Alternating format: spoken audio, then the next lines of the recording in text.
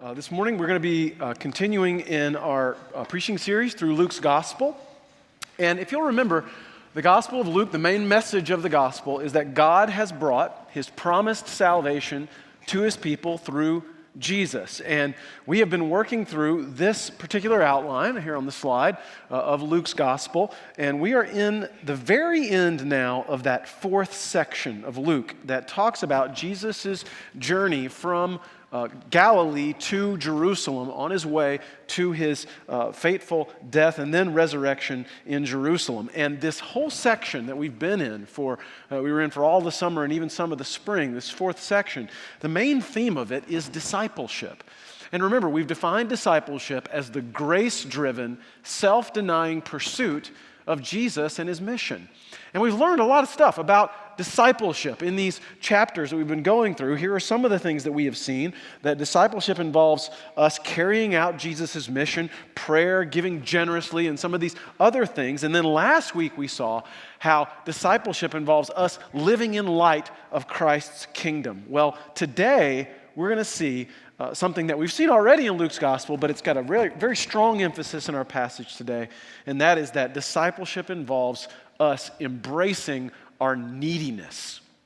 Now, we usually don't think positively about being needy, do we? I think one of the last things that you and I would want to be called by someone else is needy, because what that implies is that we are people who we sound desperate, like we're not in control of things if we're needy, because what do we want? We want to look good to other people. We want to look like we have it all together, that we are in control, that we are people who are good, healthy, people who have it all together. That's how we want to appear, but to be needy, that makes us sound desperate, not in control, and in fact, demanding. Needy is not something that we want to be, yet what we're going to see in our passage today is that disciples of Jesus are called to embrace their neediness. And we've seen that from the beginning of Luke's Gospel up to this point, and we're going to see it again in our passage today, which is Luke 18, verses 35 through chapter 19, verse 27. And our response to what we see today is going to be to embrace our neediness, to feel that neediness and embrace it. And this is the outline of our passage today. For two main sections. First, we'll see the need to be needy in a couple of stories, and then we'll see neediness and service to the King. And so let's walk through our passage now, through those two sections, and we'll talk about, well, first of all, we'll see how Jesus' disciples are to be needy, and then we'll talk about how that can look practically for us in a day-to-day kind of way. So open your Bible, please, to Luke 18, and I'm going to start reading in verse 35, and we're going to look at two stories that show the importance of being needy. The first one is the last miracle story that we're going to see in Luke's Gospel, other than the resurrection, obviously. The last miracle Jesus performs on someone else, and we're going to see that story. And so let me read verses 35 through 43 of chapter 18, and I'll just pause along the way here and there to make some comments. Verse 35, as he, Jesus, drew near to Jericho, a blind man was sitting by the roadside begging. Now, I want you to notice here that Jesus is getting closer to Jerusalem. Jericho is just about 17 miles outside of Jerusalem, so he's getting closer to his destination, his goal. And as he's doing that, notice that there is a blind man sitting there beside the road begging. And in verse 36, and hearing a crowd going by, he inquired what this meant. They told him, Jesus of Nazareth is passing by. And he cried out, Jesus, Son of David, have mercy on me. All right, I want you to notice, just in that short statement that the blind beggar made, he made two significant observations or claims. The first is that he called Jesus the Son of David. Now that's significant, and let me explain why. David, just if you know the background in the Old Testament, David was Israel's most famous human king. He lived about 1,000 years before the time of Jesus, and David, God made a promise to him, a very special promise to him, that he would not lack a descendant on Israel's throne forever. And so after God made that promise to him, what happened is after David died, God's prophets began to talk about a future son of David who would come and he would reign over God's kingdom forever. He would bring God's promised salvation. And when this blind beggar here calls Jesus the son of David, what he is saying is Jesus is that particular king that was promised, that was hoped for, that was talked about by the prophets. He's the one that God sent to reign.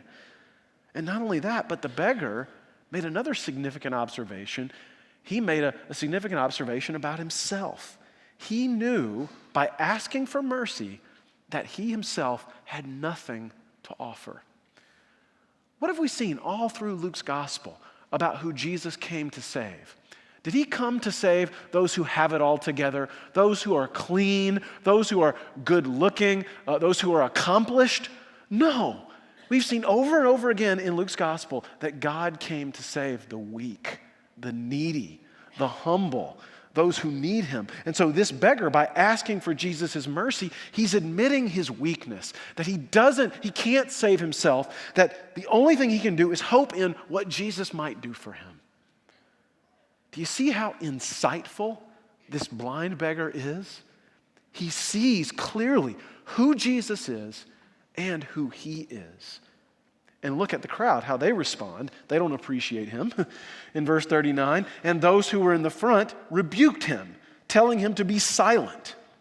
But he cried out all the more, "Son of David, have mercy on me." They try to silence him, but the blind man refuses to be silenced. He shouts out even more, and in verse 40, Jesus responds. And Jesus stopped and commanded him to be brought to him. And when he came near, he asked him, "What do you want me to do for you?" He said, "Lord, let me recover my sight." And Jesus said to him, "Recover your sight. Your faith has made you well." So Jesus heals the blind man. And interestingly, in the Greek, very literally, this is translated, what Jesus says, "Your faith has saved you." And that may imply not just a physical salvation, the recovery of sight, but something even more than that, salvation in a spiritual sense. Because often the Bible talks about salvation with regard to moving from darkness to light. And then in verse 43, we see the response. And immediately he recovered his sight and followed him, glorifying God. And all the people, when they saw it, gave praise to God.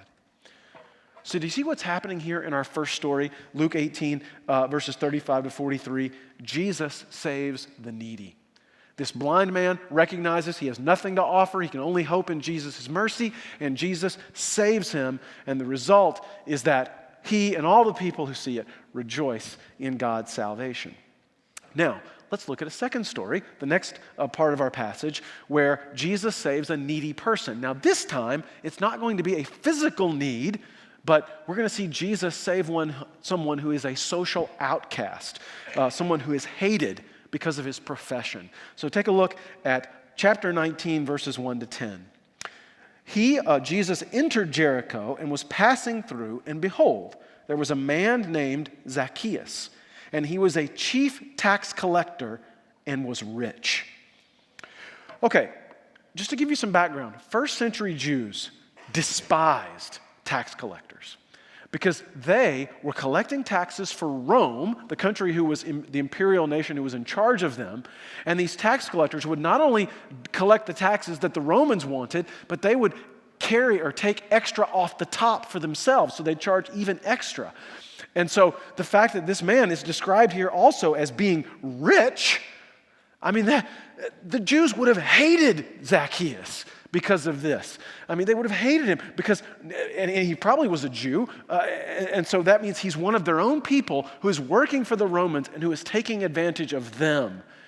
I mean, I don't know, I try to think of a way to compare it, this situation to us to help us feel the force of this. This would be something like, imagine this scenario, if Canada took over the United States. Okay, I know that's hard to imagine, but let's say it happened, okay? And Canada took over the U.S., and they began to tax us heavily. And then they would choose specific Americans to collect the taxes, and these particular Americans would collect even more tax than they were supposed to give to the Canadians. Maybe they were people even among our congregation who were doing this. Now, how would we feel about those people? We would not like them, okay? We would like them even less than we typically think of people like in the IRS. They would be very despised by us. And that's the kind of feeling that you have to imagine that's going on here. But in verse 3, we see something about Zacchaeus that maybe causes us to like him. Take a look at what happens here in 3 and 4. And he was seeking to see who Jesus was, but on account of the crowd he could not, because he was small in stature. So he ran on ahead, and he climbed up into a sycamore tree to see him, for he was about to pass that way. Okay, in verses 3 and 4, our perception of Zacchaeus begins to change because he's seeking Jesus. And not only is he seeking Jesus, but he's doing so in a desperate manner. He climbs a tree, an adult man. I don't climb trees, okay? But this is an adult man who's climbing a tree, who's trying to see Jesus. And then in verse 5, we see Jesus' response. And when Jesus came to the place, he looked up and said to him, Zacchaeus, hurry and come down, for I must stay at your house today. So he hurried and came down and received him joyfully. Jesus basically invites himself over to Zacchaeus' home here. And in verse 6, Zacchaeus hurries down and he welcomes him. And the Greek word there translated received him means to receive with hospitality. In other words, to entertain. He had Jesus over for a meal, for dinner. And I want you to notice that Jesus says, I must stay at your house today. That word must, the literal translation of it is, it is necessary. It's a word that Jesus has used to talk about how it is necessary for him to die and be raised. Well, that same force here applies to what Jesus is saying. He's saying, I must come to your house today. I must be with you, Zacchaeus, for the salvation that God has called me to bring. And ultimately, we'll see that Jesus did save Zacchaeus. And this, really, that Jesus would do this is shocking. Remember how much first century Jews would have hated Zacchaeus because of who he was? And yet Jesus here, even though this guy's a social outcast, he's hated deeply, Jesus here is doing the unthinkable. He is going to have a meal with this man. And verse 7 highlights how shocking this action is. Look at how the people respond. And when they saw it, they all grumbled. He has gone in to be the guest of a man who is a sinner. They disagree with Jesus' choice to spend time at Zacchaeus' house. And they call him a sinner. And sinner is the word, when this word is used by people in Luke's gospel, it refers to those who they perceive to be separated from God and to deserve no part among the people of God. And so that's their argument. Jesus, don't you realize who this guy is? He's a traitor to our nation. He takes advantage of us and he's cheated us. And here you are going to have a meal with him? What in the world? Now, in the next 3 verses, we're going to hear 2 responses to this accusation. First, from Zacchaeus himself, and then from Jesus. Look at how Zacchaeus responds. And Zacchaeus stood and said to the Lord, Behold, Lord, the half of my goods I give to the poor. And if I have defrauded anyone of anything, I restore it fourfold. By Zacchaeus' statements here, he is demonstrating that he has been changed by Jesus' mercy. He will no longer take advantage of people. In fact, he is going to generously give to people, to those who he has hurt and cheated. Jesus' salvation that we're going to see described in the next 2 verses, that salvation has changed him. And then in 9 and 10, we see Jesus talk explicitly about this salvation he's given Zacchaeus. And Jesus said to him, Today salvation has come to this house, since he also is a son of Abraham. For the Son of Man came to seek and to save the lost. So Jesus, there's a statement there in verse 9 that he saved Zacchaeus, and then Jesus backs up and he makes a general statement about his mission and his ministry, and he says, the Son of Man has come to seek and save the lost. Jesus not only saves the needy, but he seeks them. I don't know if you realize it, but the narrative of Luke 19, 1-10 has played a little bit of a trick on us. At the beginning of the story, it was Zacchaeus who was doing the seeking, right? He was seeking Jesus, going up to try to find him in the tree and all that. But what we find out here at the end of this passage is that it was actually the opposite that was true. It was Jesus who was seeking out Zacchaeus. He was the one who was seeking him. Remember, for Jesus, it was necessary for him to go and to be with Zacchaeus. Please don't miss this, okay? The salvation that Jesus brings is not one in which we have to go find Jesus to achieve his salvation. Now, there is certainly a human side to the way we respond to Jesus by faith, okay? We put our faith in him. But Jesus right here is pulling back the curtain, and he is helping us to see what is really going on in the salvation process. It is Jesus who is seeking us and who is saving us. It is all his work. He draws us to himself. He shows us our sinfulness, our neediness. He's the one who gives us faith to trust in him, and he's the one who preserves our faith. He is the one who is at work to save us. And so this statement that Jesus makes, that he has come to seek and to save the lost, and that statement coming after the two stories we just saw about him saving the needy, these things highlight the reality that we are needy. We are lost, and we need to be sought and saved by Jesus. And that brings us right to our response from this passage. We are to embrace our neediness. Just as the blind beggar and Zacchaeus were needy, and they embraced that neediness to be saved by Jesus, so we are to do the same. And so let me talk about two specific ways this application can look in our lives. And the first one is this: be needy for salvation in Jesus. You know, I think we often think of salvation in the Christian life as us trying to clean up our act, trying to get ourselves together. And once we can clean up our act, start living like we should, maybe coming to church more, once we get to a certain point there, then God will accept us, he will love us, he will save us. We often think of salvation that way. Once we've cleaned ourselves up enough, then we'll be good. But that's not at all how the scriptures talk about salvation. You see, we can't clean ourselves up. Have you ever been around really young children when they're trying to learn how to eat? Okay, I'm talking like 9-month-old kids, okay? When they're first learning to eat, it's really a messy adventure. I remember when our kids were younger, we used to armor them up for mealtime about as well as we could, okay? We'd do the big bib, and we'd have the chair right up against their belly, and we'd hope that most of it would get in their mouth, and if it wouldn't, it would fall there. And so we did our best to try to stop as much of a mess as we could, but it was always messy. There's nothing you can do, because they're taking the food, and they're just missing, and they're getting it all over their face, and then the Cheerios, like 2 out of 8, get in their mouth, and by the end of the meal, there's this encrusted composition of applesauce and baby food and Cheerios everywhere. I mean, that's how it ends up looking, right? And at some point, once the eating is done, the child realizes how much of a mess they are, and they just start crying and holding up their arms like, get me out of here, come on. Okay?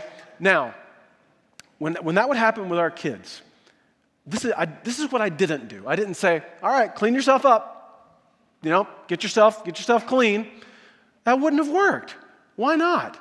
Because a 9-month-old lacks the dexterity and the maturity to clean themselves up. They cannot do it. It had to be either Kristen or I to come there and to wipe up the child, to clean up the child, and to get them out of that chair. Listen, that is exactly how it is with God and with us. Like young children, we are completely incapable of cleaning ourselves up. Human beings cannot deal with sin in a final way. We need God to clean us up. We cannot do it. Our only response we can have is to do just what my children used to do. Hold up our arms, cry out, and to ask God to save us. Call on his mercy, just like the blind beggar did. Son of David, have mercy on me. That's our only response to sin. The only way it can be dealt with is to have God clean us up. And he does, because through the sacrificial death and resurrection of Jesus, he cleanses us from our sin. And not only that, but he gives us his perfect righteousness. So if this is something that you've never understood, then your response to this passage is to do exactly what the blind beggar did, exactly what a child would do. Hold up your arms, call out to God, and ask for his mercy in Christ.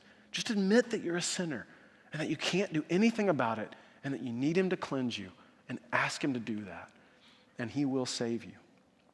And then for those of us who are Christians already, we also have to embrace our neediness as well. And that's hard for us because so often, instead of admitting our weakness, we want to show all of our goodness to everybody. We want to look like we have it together, like I mentioned in the beginning. We don't want to appear needy. We want to always have, show all the good cards and hold all the bad ones to ourselves. We don't want to show our dirtiness. We want to hide it and show only our goodness. And this is true not only in how we relate to other people, but also in how we relate to God. We want to show only our goodness to him. We want to just pray the prayers that we think he wants us to pray and sort of perform for God in our prayers. I know I struggle with this sometimes. In fact, I'll give you one example from my life this week. I was praying this week, and I didn't realize it in the moment, but I was just doing one of these prayers that I felt like I ought to pray. But then God sort of intervened and gave me a moment of honesty. I was praying this. I was praying, Lord, I want to be holy. I want to live in holiness. Please help me to do that. Please help me to live a holy life. And then it hit me in that moment that I wasn't being completely honest with God. And because of God's intervention, and probably because this passage was on my mind, I prayed this way. I'll just read you what I wrote down. Lord, I actually sometimes don't want to live a holy life. I want to live for me. And in fact, my motivations for living a holy life are off. Sometimes I only want to live a holy life because I don't want to appear to be a bad pastor, and it would be embarrassing to my pride. I don't love you in and of myself often. I often just want to get things from you. I want you to bless me and give me what I want. I have a hard heart towards you today. I am sorry, Father. Please help me. Please cause me to want to obey you truly. Please help me to see how much you love me, even in my sin. I come to you in weakness. I have nothing to bring. See what God did right there? He helped me to see my weakness. This is how we can come to God. Come to him honestly with who we really are and asking him to work in us and to change us. Listen, we talked in the beginning about how we don't want to appear needy or be needy, but you know what? We are. We are needy, fearful, fragile people. We don't have it all together. We don't have control of things.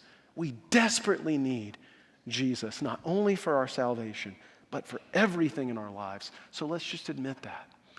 Let's be honest with him. Like a child, let's cry out to him, lift up our arms, and ask him to work in us. Let's go to him honestly. And then also in our neediness, we rejoice. We rejoice. Because think about this. Well, first of all, in the passage, when the blind beggar and when Zacchaeus were saved by Jesus, they rejoiced. They were so thankful and happy about what Jesus had done, the salvation that he brought. And think about this for us. Because of the salvation we have in Jesus, we can rejoice. We know that God completely loves, accepts us. We're forgiven by him completely. And we know that there's nothing we can do to make him love us any more, or nothing we can do to make him love us any less. Now, how do you know that, you may ask? I know that because God, when he looks at us, he doesn't judge us according to what we have done, but according to Christ and Christ's obedience. And so God loves us because he loves Christ, and therefore he loves us. It's not because of anything we've done, but because of what Jesus did. And so we can rejoice in all things. For us, there's no longer any condemnation. There's no guilt that Jesus' sin, erase that. That Jesus' sacrifice for us, Jesus never sinned and he never will. There's no guilt that Jesus' sacrifice for us will not cover. Okay, we are completely loved and forgiven. And so we can rejoice forever because we're accepted in him. And now, you may hear that, and a red flag may go up, and you may think, now wait a minute, hold on, don't say that. Because if you say that, then that'll make people go and just do whatever they want. That'll make them sin all they want. If there's no condemnation anymore, I'll just live how I want. Well, if that is your response to the salvation that we see in Jesus, then you don't understand Christianity. Because, listen, yes, it's true that if I know that I'm loved and accepted by God, no matter what I do, that will bring an end to slavish obedience out of guilt and unhealthy fear. Yes, it will bring an end to that. But that is not the kind of obedience that the gospel was meant to bring about anyway. The kind of obedience that the gospel produces in us is obedience out of God's love for us. We obey him not to get him to love us, but because he already does. Because he already loves us, we offer him our, not only just obedience, but we offer him our whole lives. We give him our whole lives, our whole heart, and we ask him to use us for his glory. And really, this leads us right to the last practical way that we can embrace our neediness. We can, in our neediness, because of what God has done for us, serve our King.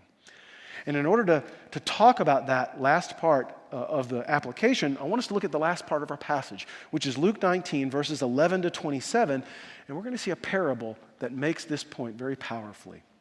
Let me read starting in verse 11.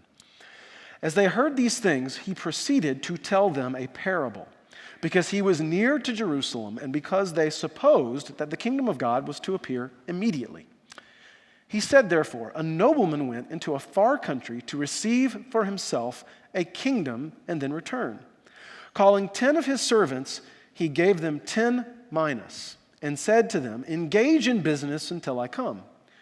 But his citizens hated him and sent a delegation after him saying, we do not want this man to reign over us. All right, let me pause right here just to make sure we know what's going on. In this parable, the nobleman represents Jesus. And you see, Jesus has to go to a far country to receive a kingdom and then return. And that is symbolic of how Jesus, after his death and resurrection, will receive the kingdom from God. And then one day he will, eventually return to rule over that kingdom with an interval of time in between.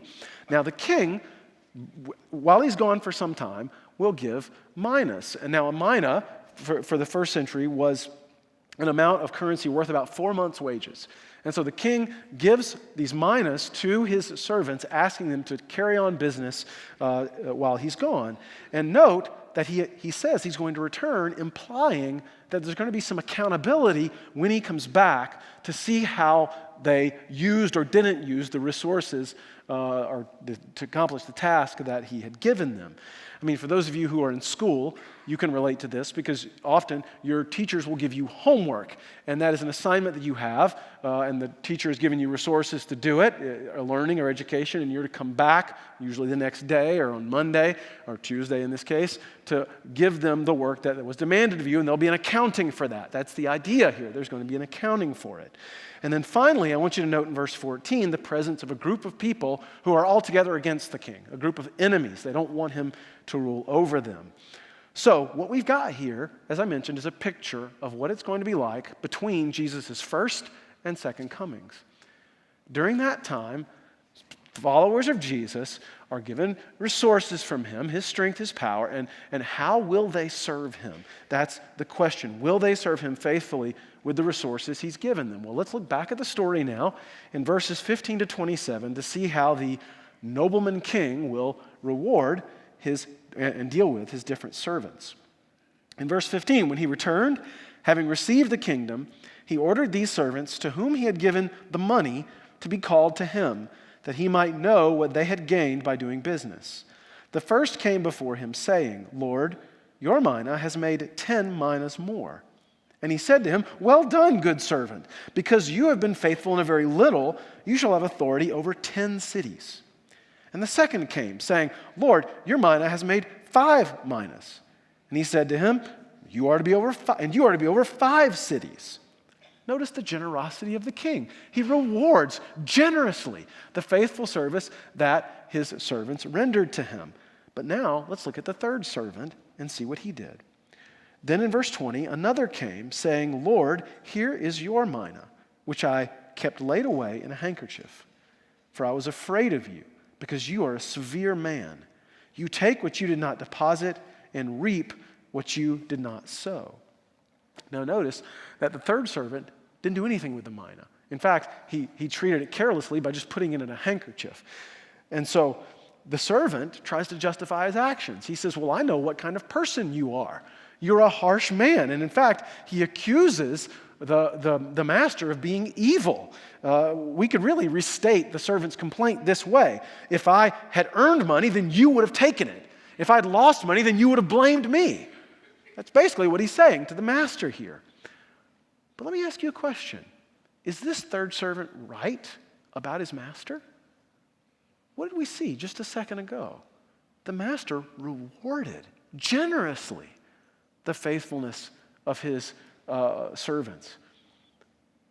This third servant, doesn't know the master at all. He thinks of the master as this harsh taskmaster, while we've seen that he rewards those who serve him faithfully. He's generous and good. And then look at how the master responds in verse 22.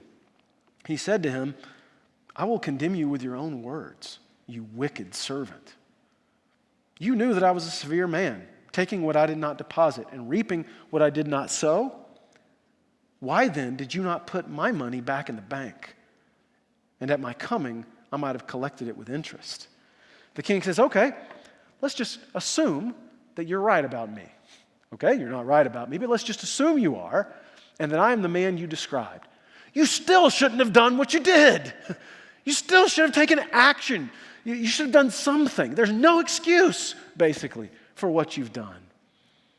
And then in verses 24 and following, and he said to those who stood by, take the mina from him and give it to the one who has the 10 minas.